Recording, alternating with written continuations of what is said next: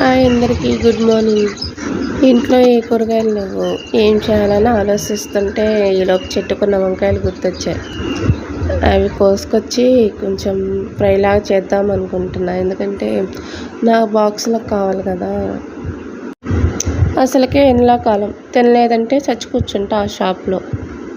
నా షాప్ చూసారు కదా, ఎండ ఎలా వస్తుందో. ఎండలో నేను కూర్చున్నానో ఎండ వచ్చి నా దగ్గర ఉంటుందో నాకైతే తెలియదు. కానీ తప్పదు కదా, మనం ఎవరి మీద ఆధారపడకుండా మన కష్టం మనం చేసుకొని తినాలి. ఎండైనా కానీ ఏదన్నా కానీ ఇష్టంగా చేస్తున్నప్పుడు కష్టం అనుకోకూడదు కదా. అదే బాక్స్లోకి అని చెప్పేసి ఫ్రై చేసుకున్నా. గుత్తి వంకాయ ఫ్రై అయితే సూపర్గా ఉంది.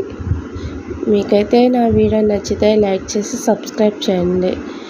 ఇంకా ఎన్నో విషయాలు ఉన్నాయి, మీకు నచ్చితే వీడియో లైక్ చేయండి.